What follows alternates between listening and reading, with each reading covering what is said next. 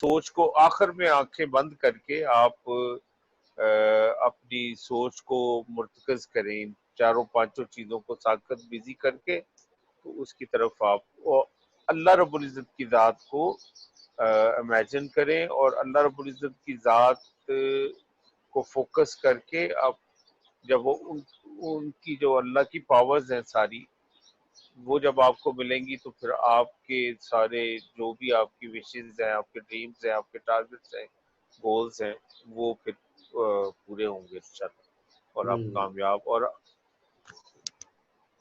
बिल्कुल सही है उबैद भी, बड़ा अच्छा पॉइंट बताया आपने कि असल में बस वही बात है, यकसुई बनानी है ना, हमने फोकस हाँ करना जी, है, यकसुई बनानी है। हाँ जी, हाँ जी, हाँ जी, तो सारी यकसुई ताकतों का, हमारे जिस्म की सारी ताकतों का जो ध्यान है वो मेडिटेशन की तरफ हो, तो फिर मेडिटेशन जो है पावरफुल बन जाएगी, उसमें ताकत आ जाएगी ना। तो बहुत अच्छी आपने जी बात की जी है कि अब अगर आप मेडिटेशन कर रहे हैं और आपको स्मेल भी आ रही है, ठीक है, आप मेडिटेशन कर रहे हैं तो आप जो है ना, आपके मुंह में कोई बबल वगैरह चल रही है या आप खाना खा रहे हैं, ठीक है, तो फिर ये होगा कि वो मतलब फोकस नहीं हो सकेगा। तो सारी चीजों का फोकस जो है ना वो मेडिटेशन के ऊपर हो ना। बहुत अच्छी आपने बात की है। ठीक है, अच्छा सर, मैंने भी जो है ना वो कल कुछ शेयर कर दिए थे नोट्स ना, फिर कुछ और बनाए थे। पहले तो वो कल वाले थे ना, उसका कुछ कंटिन्यू है ना, तो वो अच्छा क्लिप था एक ना। तो एक तो उन्होंने या हय्यू या कय्यूम के ना रूहानी फायद ना, इसको मतलब इन्होंने ना मेडिटेशन की टाइप्स जो है वो बताई है। उसमें से एक टाइप में उन्होंने लिखा था या हय्यू या कय्यूम का बितना। तो अल्लाह ताला के इन अस्माए मुबारका की रोशनी से पूरी कायनात जिंदा और कायम है ना, या हय्यू जी या जी कय्यूम ना। या हय्यू या कय्यूम जी की रोशनियां हमारे शऊर और लाशऊर को मुतवाजी रखती हैं। मतलब या हय्यू या कय्यूम की रोशनियां हैं जो हमारे शऊर और लाशऊर को मुतवाजन कर देती है। अच्छा, इसलिए मुराकबा करने से पहले इन अस्मा को पढ़ने से अल्लाह की मदद शामिल हाल हो जाती है, जिनसे हमारा जहन बिखरता नहीं है और ना ही कोई शौरी नुकसान होता है। जो अरफान भी बात कर रहे थे ना कि नुकसान हो जाता है, एक उसने गलत निगाह ने कहा हुआ था कि नुकसान भी हो सकता है, तो इससे कोई ना नुकसान नहीं होता, ठीक है। और ना ही कोई शौरी नुकसान होता है। अच्छा, मुराकबे से पहले या बाकी औकात में जितना ज्यादा या हय्यो या कय्यूम का विर्द करते रहेंगे, आपके जहन में अल्लाह के नूर की कुव्वत वाली रोशनियां दाखिल होती रहेंगी और बिगड़ते हुए काम संवरते चले जाएंगे। तो एक तो या हय्यो या कय्यूम का उसने ना ये थोड़ा सा बताया था। फिर नीली रोशनी का मुराकबा उसने ना एक टाइप बताई, जो सबर ने भी बात की कि नीली रोशनी का मुराकबा, डॉक्टर साहब ने भी थोड़ी सी बात की कि आप नीली रोशनी का मुराकबा इस तरह करें कि दुरूद पाक 11 दफा पढ़ लें और या कय्यूम 11 दफा पढ़ लें, ठीक है, यानी कि मुराकबे से पहले 11 दफा दुरूद पाक पढ़ लें, 11 दफा जो है या कय्यूम पढ़ लें। अच्छा, मुराकबे में आप सबर करें कि मैं आप जब मुराकबे में चलेंगे ना, तो जैसे ये पढ़ लिया आपने और आप मुराकबे में चलेंगे, तो आप ना ये सबर करें कि आप जो है ये सबर करें मैं आसमान के नीचे बैठा हूँ और आसमान से नीले रंग की रोशनियां मेरे ऊपर नाजिल हो रही है, ऊपर से ना नीले रंग की रोशनी आ रही है। और ये कैसे आ रही है? ये बारिश की तरह आ रही है ना, बारिश की तरह मेरे ऊपर ना बरस रही है। तो ये आप फीलिंग जो है वो कर सकते हैं ना मुराकबे के दौरान। तो ये अच्छा एहसास है, अच्छी फीलिंग है। तो अच्छा, फिर मुराकबा नूर, उन्होंने कहा कि एक टाइप होती है मुराकबे की, मुराकबा नूर ना। अच्छा, तसव्वुफ के मुताबिक कायनात की तख्लीक का बुनियादी अंसर नूर है ना। तसव्वुफ ये कहती है कि कायनात जो तख्लीक हुई है ना, इसका जो बुनियादी जो चीज़ है ना, इसको वो नूर है, ठीक है, नूर है इसकी बुनियाद ना। अच्छा, कुरान पाक में इरशाद है अल्लाहु नूरु नूरु समावाति फिल अर्ज, नूरु समावाति फिल अर्ज, ठीक है, कि तर्जुमा अल्लाह का नूर आसमान और जमीन में है ना। अच्छा, नूर इस खास रोशनी को कहते हैं जो खुद भी नजर आती है और दूसरी रोशनियों को भी दिखाती है, इस चीज को नूर कहते हैं। अच्छा, रोशनी, लहरें, रंग, ये सब अल्लाह के रंग की सिफात है, ये सब अल्लाह के नूर की सिफात है। सॉरी, अल्लाह के नूर, रोशनी, लहरें, रंग, ये सब अल्लाह के नूर की सिफात है। मतलब रंग जो आपको नजर आ रहा है, तो ये भी अल्लाह का एक ना नूर की एक सिफत है, रंग ना, मुख्तलिफ रंग नजर आते हैं। अच्छा, क्योंकि नूर में तो सारे रंग होते हैं ना। अच्छा, नूर की एक खूसियत ये भी है कि ये एक ही वक्त में माजी और मुस्तकबिल में सफर करता है ना। तो नूर की एक प्रॉपर्टी ये है, उसकी खसूसियत ये है, ये माजी में भी चला जाता है और मुस्तकबिल में भी चला जाता है। नूर आगे भी चला जाता है, पीछे भी चला जाता है, ठीक है ना। अच्छा, इसकी मिसाल एक हाफजा है ना, इसकी मिसाल एक इंसानी हाफजा है, हमारा मेमोरी है ना, हमारा कुव्वत हाफजा है। जब हम अपने बचपन में या गुजरे हुए किसी लम्हे को याद करते हैं तो हमारा माजी नूर के जरिए हाल में वारिद होता है और हमें बचपन के वाकयात याद आ जाते हैं, ठीक है। मतलब वो ये कह रहा है, नूर को याददाश्त के साथ जो है वो लिंक कर रहा है कि जब आप कोई चीज ना याद करनी हो, पुरानी याद करनी हो, तो वो नूर की वजह से आप पीछे चले जाते हैं, नूर आपको ले जाता है, ठीक है। अब आगे की आपने याद करनी है, मुस्तकबिल के बारे में अगर आपने डिस्कस करना है तो वो भी नूर की मदद से हो सकता है। मतलब वो ये कह रहा है कि नूर आपको माजी में भी जा सकता है और मुस्तकबिल में भी जा सकता है। अच्छा, जिन्नात, फरिश्ते और दूसरी मखलूकात के हवास भी नूर पर कायम है। मतलब जो जिन्नात और दूसरी मखलूकात है ना, ये भी नूर के ऊपर सारा इनका मैकेनिज्म सिस्टम सारा नूर पे है। अच्छा, रूहानियत में नूर से तारफ हासिल करने के लिए मुराकबा नूर करवाया जाता है। मुराकबा नूर की कई तरीकों से किया जाता है।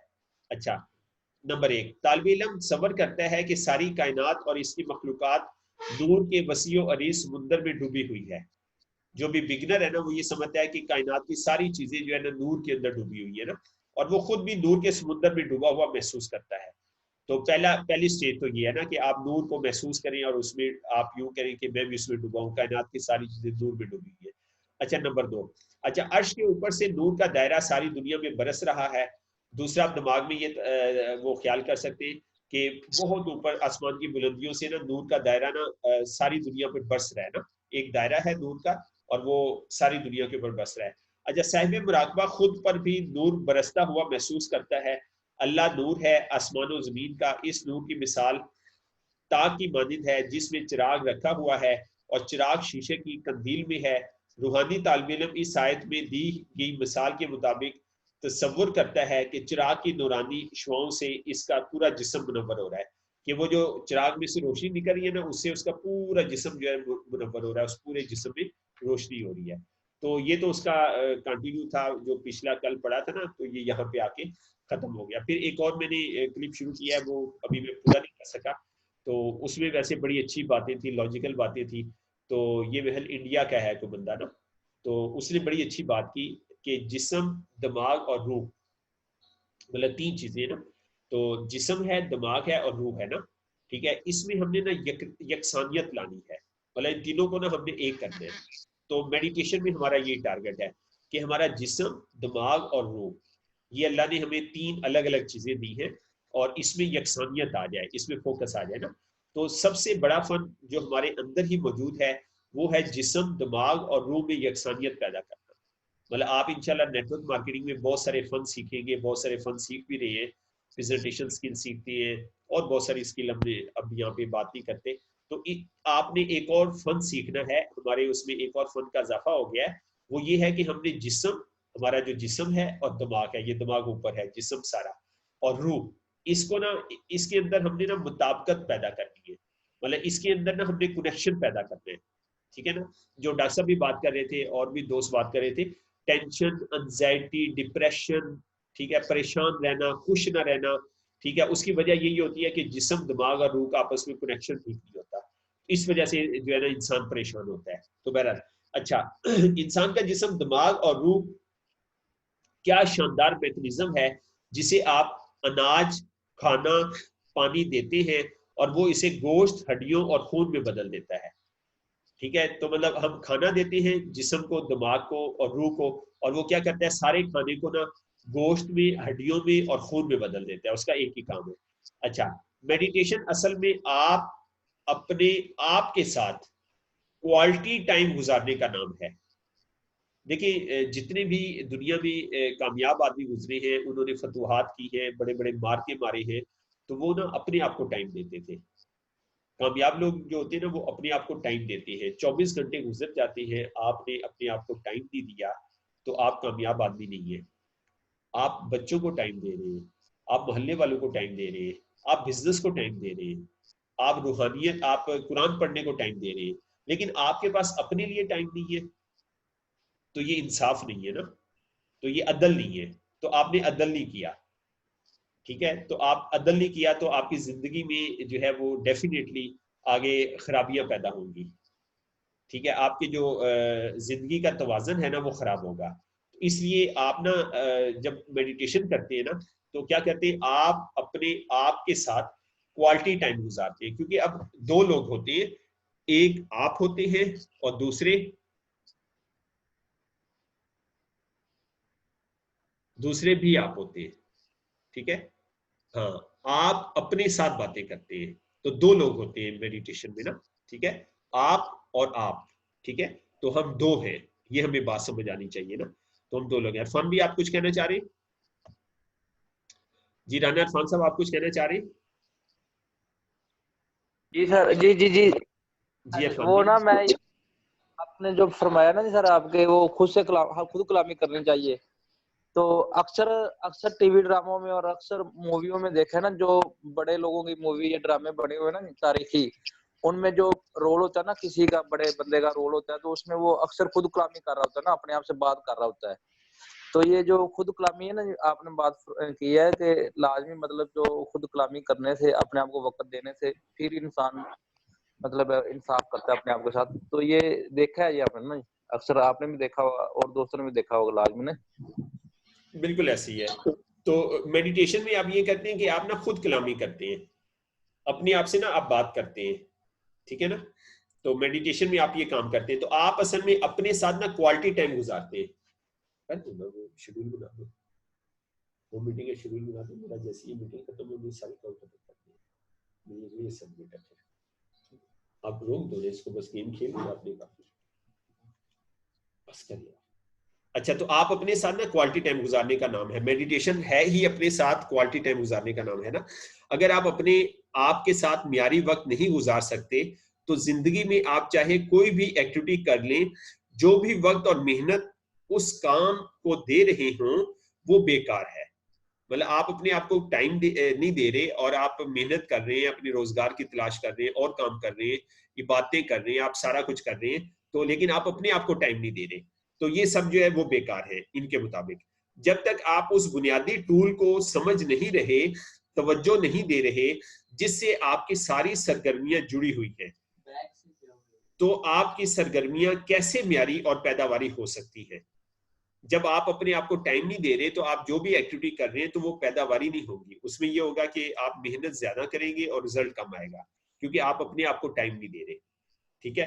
अच्छा, मेडिटेशन का पहला और बुनियादी मकसद उस ज़हनी और जिस्मानी तनाव और जमाशुदा टेंशन से निजात पाना है जो आप सोचों, फिक्रों और एंजाइटी की शक्ल में अपने जिस्म में स्टोर करते रहते हैं, ठीक है ना। आप जो है टेंशनों को, परेशानियों को अपने जिस्म के अंदर खाम खा स्टोर करते रहते हैं ना, टेंशनों को। तो इन सब से ना मेडिटेशन का मकसद ये है कि इन सब से आप ना आजाद हो जाए, इन सब से आपका जिस्म जो है ना, आपका जो दिमाग है वो आजाद हो जाए। अच्छा, जब आप खुद के साथ बैठते हैं और जहन जब आप खुद के साथ बैठते हैं, क्योंकि मेडिटेशन का असल मकसद है उस वक्त उस डेड और अजाफी एनर्जी को रिलीज कर पाते हैं।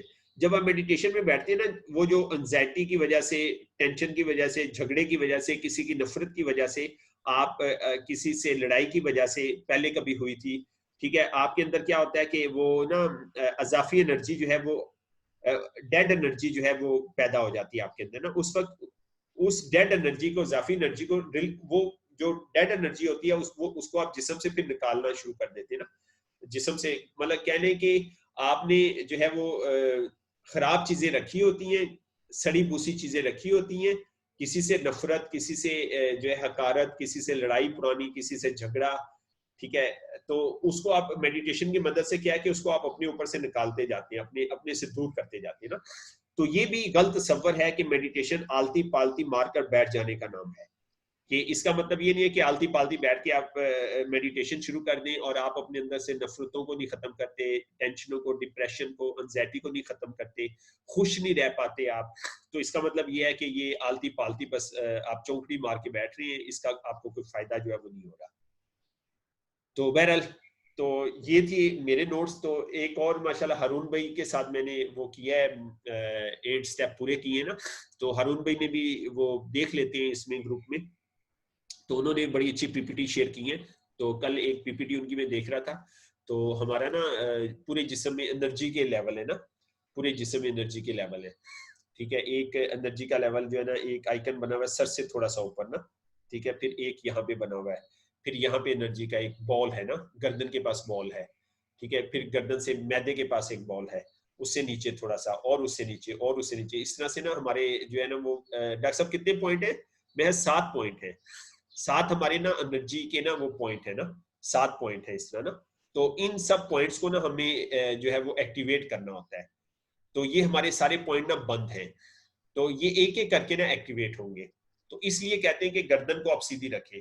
वो इस वजह से सीधी रखें, अगर आप गर्दन को यूं कर लेंगे, कमर को टेढ़ी कर लेंगे, तो क्या होगा, वो आपके जो पॉइंट है ना चाकरा भी है जिसमें मुख्तलिफ उसके नाम है, मैं आज इंशाल्लाह उसके ऊपर स्टडी करके ना आपको मैं बताऊंगा।